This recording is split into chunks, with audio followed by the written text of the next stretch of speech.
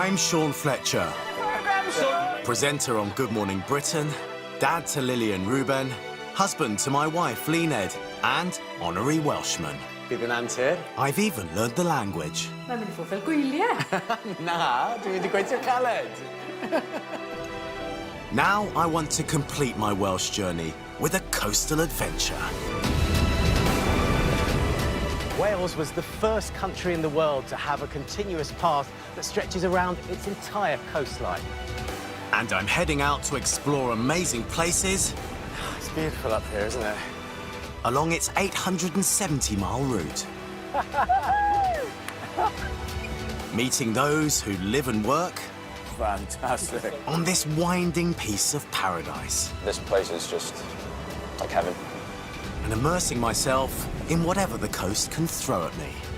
Keep going!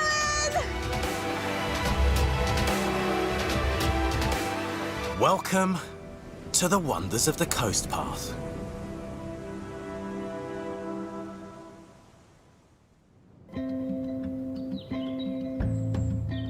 I'm just outside the city of Chester on the banks of the River Dee, and these two stones mark the official start of the Wales Coast Path. They also mark the beginning of my coastal adventure.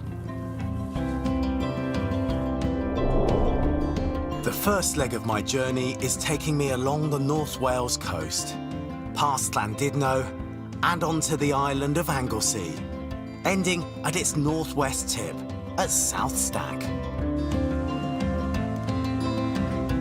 But first, the path winds its way along the Dee estuary to the open sea at Talacre Point. During the Second World War, these dunes were home to evacuees who'd escaped the bombing of Liverpool just over there. Now they're home to some of Wales's rarest inhabitants. But to find them, I'm going to have to wait until nightfall.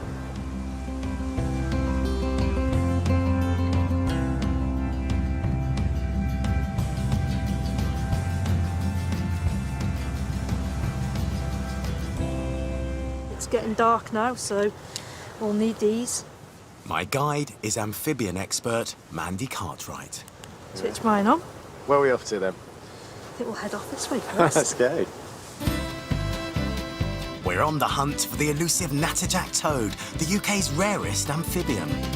Down in the country, far from town, out in the swamps he may be found, with the skin that's green and black. I keep thinking I've seen a toad, but it's a leaf. Toad in the hole, don't gather on moss like a rolling stone. Gonna sing my song before I grow old. This is like looking for a needle in a haystack.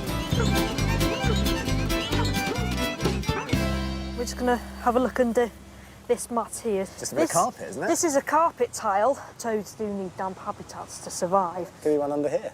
Oh, no. Oh, no, we haven't got one under here. But eventually, our luck is in. Oh, yep, we've got one. There's a natterjack toad just Fantastic. And he's not running away, he's quite content, isn't he? here. There he goes. There you go. So, let's have a look. It's a male one. Oh, wow. But they do, in their own way, look really beautiful, don't they? Their eyes. they're Their eyes are stunning, aren't they? They're absolutely fantastic and unique. We call them the running toad, so as common toads kind of hobble around, these guys have got shorter legs, which make them fantastic athletes, and they run after their prey. But the most striking thing is the yellow dorsal strip. Yes, I can see that. They're all unique to the individual, as our fingerprint is to us. Like a sort of a go faster stripe. It certainly is, yes. Can I touch him? No, unfortunately, because they're European protected species, you need a licence to be able to handle, manage them and monitor them. So how rare is this chap? He's really rare, so here at Talacre is the only place in Wales you'll actually find them. Until recently, natterjacks like this little chap had disappeared from Talacre. We'll put him back where we found him. But thanks to the tireless work of people like Mandy, they're now thriving, Off to bed. Sweet dreams. with over 500 and counting. Here we go, here's the future of the natterjack toads. They're wrigglers, aren't they? They're They busy. are. They're quite tickly in your hand as well. They just don't stop. And it's great to see the future, isn't it? Given that they've had such a rough time of it here over the last sort of 70 or 80 years.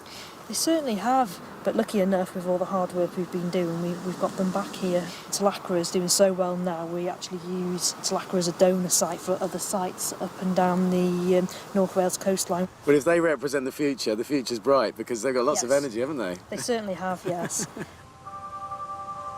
Time for the toads to get a rest.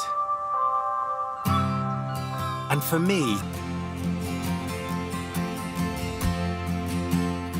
This huge chunk of rock was given the name Great Orme by Viking invaders. It means sea monster, and as you get to the high ground, I think you can see why. But I haven't come to look at the Great Orme above ground. What I've come to see lies below. I'm on my way to the Great Orme Bronze Age copper mines. My guide is mine manager and caver Nick Jowett. Hello, Nick. Hi, Mr. Ron. Hi. Well, this place Okay. looks fantastic.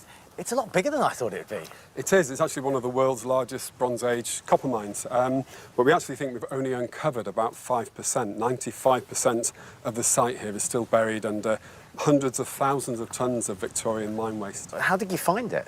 Well, up until 1987, all of this area was buried in the ground. The local council wanted to build a car park. They brought in some mining engineers to open the mine shafts, and I was fortunate enough to be in a local mine exploration group back then, and really I went into the mines on the first day they were open. So what was that like, being here on the first day? Yeah, I was only 18, but it's fascinating because nobody expected to find Bronze Age mines dating back 3,500 years on the scale that we've discovered so far.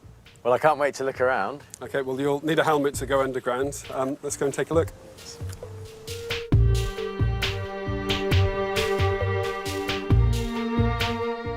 I can't believe how narrow it is. Yeah, lots of these tunnels, they would barely be able to move. It's hard to believe that these tunnels were dug out 4,000 years ago. They stretch up to 5 miles underground, making this the largest prehistoric mine in the world. Nick, I thought it was a labyrinth of narrow tunnels, but this has just completely transformed it. I mean, it's a massive chamber, isn't it? It makes you realise what Bronze Age people were doing. I mean, they were doing big things, weren't they? They were, and up until these mines were discovered, it was thought that during the Bronze Age, Britain was importing most of its metal. But when you see things like this, you sort of get an idea of the sheer industrial scale of the mining operation here. Britain was self-sufficient and even able to export metal. Trading with Europe, then? Trading with Europe 3,500 years ago, yeah. How would they have done it? How would they have mined the ore here? Well, we found about 2,500 stones, but the ends of these are all battered and broken, telling us again that they've been used very clearly as tools. We've also unearthed about 35,000 animal bones as well. So this is a leg bone from a cow. But, you know, the knuckle part there fits quite comfortably in your hand and, you know, it would have actually made a reasonably efficient tool. 3,500 years ago, someone was holding this and chiselling out ore from here. I mean, that blows your mind, doesn't it? Yeah, and it still does after all these years.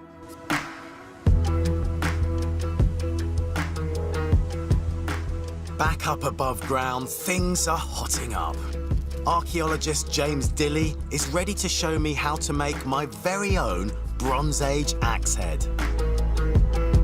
So Sean, this is the copper ore that we're going to be using, and we're going to be taking the copper from here and hopefully turning it into an axe head. But before we do any of that, I need you to start crushing it up. Step 1, smash the ore into a powder. And once it starts to break down, it'll start to get a lot easier. Next, pour the smashed ore into a clay bowl. Add some charcoal and heat. We need that to get well over 1,000 degrees. So now we need to do some bellowing, starting with them open at the top, closing them and pushing down. It looks simple, doesn't it? But believe me, it isn't. So start at the bottom with them open. I think my thumbs are too small. Oh, open, right, Yeah. OK. No, the other way around, isn't it? But you're getting the hang of it. The air's definitely going through. So how long have I got to do this for? About 2 hours or so. What, to smelt that ore? Yeah. 2 hours later, and after adding some tin to the copper, we've created molten bronze. Oh, look at that. you have to be quite speedy. Oh. The difficulty is preventing all of that charcoal dropping in because it could block it up. As some come out the bottom, there was obviously just enough of a gap under the stone for it to sneak out. So let's see what we've got. Time for the moment of truth. How does it look? Well, it's not the full axe, but let's see. That's pretty good. That's not bad. I can see the axe shape. Obviously, you've got a bit of leakage at the bottom, so you'd need to take that off, but we've come close. We've come close. It just shows you that they were the true masters. They of certainly were. bronze. Fantastic. After the break, I sample a taste of Anglesey with these cheeky chappies. What's your signature dish? Mussels. And I get to grips with the South Stack sheep. Pete was telling me what they do when they meet a car. They just climb Yeah, all they don't over it. stop. No, they keep going.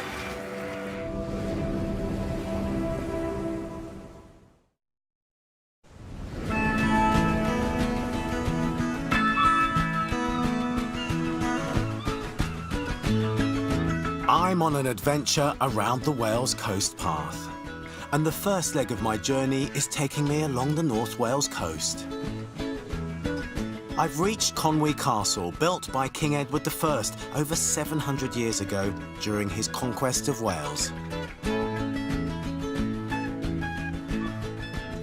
And on the quayside, another battle is taking place between the local crabs and the holidaymakers. You got some. Wow. Oh, you've caught quite a few there. Yeah. Been really successful. Certainly picked a good day for you, haven't you? You enjoying it? Lovely. Hello, hello. And our ingredients are being supplied fresh from the sea by local fisherman Sean Cringen. Hey. So what have you got for us, Sean? Today we've got some oysters and some mussels. They look good. Banging. Proper taste of the men either. They look good, don't they? So you collect shellfish from this area, don't you? Yeah. I've been farming here for 25 years now, so this is my office. And what's special about this area? The water there imparts a unique flavour onto the oysters and the mussels. Yeah. Makes my job easy. Yeah. These are the favourites. Should we take them away? Let's go. Yeah, they're no good in the bucket, are they? Let's go, let's go, let's go. Come on then. Thanks, Sean.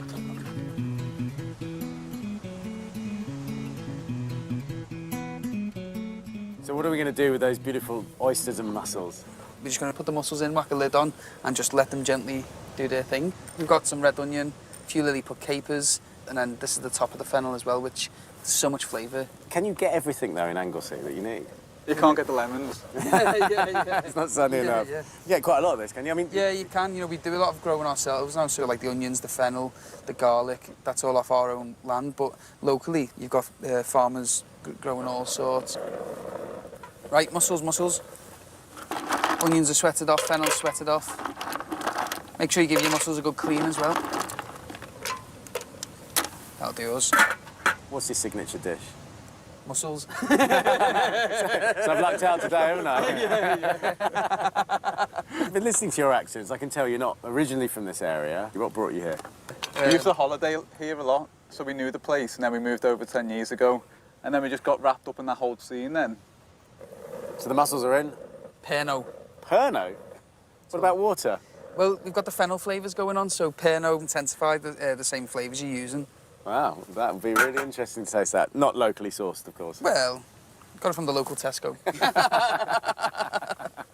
So literally 3 minutes and they're done. So the mussels are cooking? Yeah, they're When nice. do we get our hands on the oysters? Come on, pass them over These here. bad boys. Now these, I mean, you can have them au naturel, but I'm going to put a little bit of pickled ginger on them. And then pass me that dill oil there. That's just a little dill oil we make in the restaurant.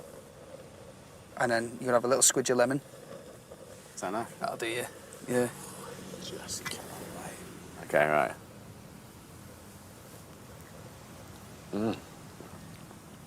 Oh. I mean, I thought it was going to be a bit chewier. It just literally melts. They're almost creamy. Oh, it's incredible. And the dill, well, everything you added to it, Yeah. just perfect. After a few minutes, the mussels are cooked. Time to tuck in. I'm the head taster. It's quality control after it's all that, isn't it? I do the work, yeah, he takes the glory. Get your hands nice and dirty, get a bit of juice in there. Oh, that looks great. That is lovely. Oh, They're delicious, aren't they? fantastic. So sweet and tasty. That is great. I just go for it, mate. Just whack them in. What's great about it is you know that it's only collected from 100 metres away. It just tastes fantastic. Perfect food, perfect place. It's what it's all about in my book. So that's mine. Where's yours?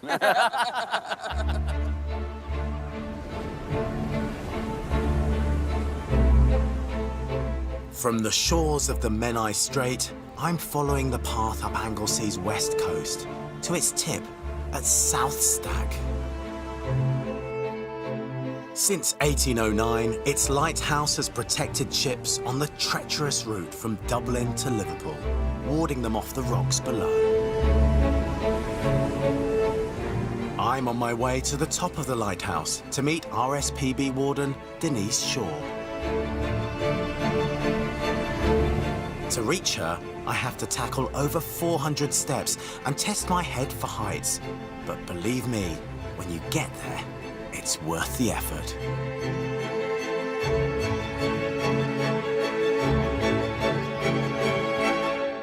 Hi, Denise. Hello, Sean. It's a brilliant vantage point, isn't it? It is, isn't it? It's quite impressive. Denise's family has a long connection with South Stack Lighthouse.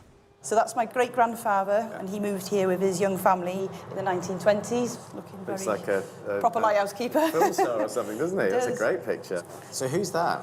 So that's my granddad, Tom Jones, but locally known as Tom Stack because of his connections. After the lighthouse. Yeah. Living here as a family must have been a real adventure for the children. I would have thought so, yes. Did your grandfather tell you any stories of what it was like living in a lighthouse? Yeah, I mean, he always spoke about how wild it was. I've seen waves crashing over the top of the lighthouse. Yeah. Gosh, I mean, we're a long way up. That's a big wave, isn't Yeah, it? I mean, you can't walk down the steps in really high winds. It's dangerous. Yeah. I do know they kept chickens, and one literally got blown off the island. South Stack may not be the best place to keep chickens, but it's a haven for seabirds. One of our key bird species is the chough. They have that lovely red curved beak. They're rare, aren't they? Yeah, they're a really rare member of the crow family. To put it into context, there's about 400 pairs in the UK, and we have about 14 pairs here on the South Stack area. They're very specialised in where they choose to nest and what they feed on. They need a cave with a good ledge to build their nest on, and also close to good feeding habitat. As RSPB warden, it's Denise's job to ensure the habitat remains in peak condition for the birds. And she has a rather unusual team to help her. A flock of hardy Hebridean sheep. And keeping an eye on them is shepherd Pete Godfrey. Shemai, Pete. Right. Siddachi. Hello. My tummy the knob now, do I? But it was really impressive seeing you working the sheep there. Yeah. It's not just me. It's the dogs. So who are the dogs then? I've got Jan here. Jan? Just 4. Yeah. And Jess, Jess, is it? Yeah. the bearded collie cross here. They don't mind the weather. Right, come on then. We've got some work to do, haven't we? Yeah, so they do the same hours as us, these sheep, so they're proper civil servants. They 9 work to 5, 9 till 5, weekends off. So at the end of each day, we round them up and then we move them back to the overnighting paddocks. These hardy sheep act like an enormous hedge trimmer, grazing on the heather and bracken to expose soil for the birds to feed off. And one of them is even fitted with a GPS tracker to prevent them from overgrazing. We download the data, and so it's all mapped, and then so we've got a database then of where the sheep have been grazing. So we could go back and look at an area and think, oh, that's had enough, and we won't go there again. OK, we're ready, the road's clear, over. So we're going to see a big black mass of horns coming towards us any second. With the sheep rounded up, Pete drives the flock down the road. Pete was telling me what they do when they meet a car. They just climb Yeah, all they over don't it. stop, no, they keep going, yes. So here they come. They look really impressive, They don't do, they? don't they, yes. And true to form, the gang runs straight into their pen.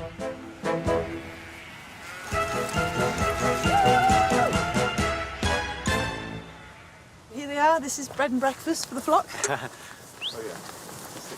Now Pete just has to find the sheep that's wearing the GPS tracker and remove it to get today's data. Let's have a look. There it is. Oh, yeah. Sticks out like a sore thumb. Oh, there's it. I got a knife. So you know all day where that sheep, and because they all herd together, where they've all been. Yes. And Denise, I can see your eyes lighting up. That's the treasure, isn't it? That's what you want. That's what All I I need. do is sit. Yeah. There we are. Great job. Well done. High five. High five. Next time, the coast path leads me around the remote Fleam Peninsula, where I discover a magical island. There's a power coming out of the ground there that you will experience when you get there. I surf with a local hero. Everything I do, everything I experience, I'm like, this is like a gift. And climb a mountain with a donkey. It's beautiful up here, isn't it? And you can discover more of the world with documentaries like Gordon, Gino and Fred, Human Universe and more, streaming now on BritBox. Still to come tonight, we join Julie Etchingham for the latest developments on the Madeleine McCann case. The hunt for the prime suspect is here in half an hour.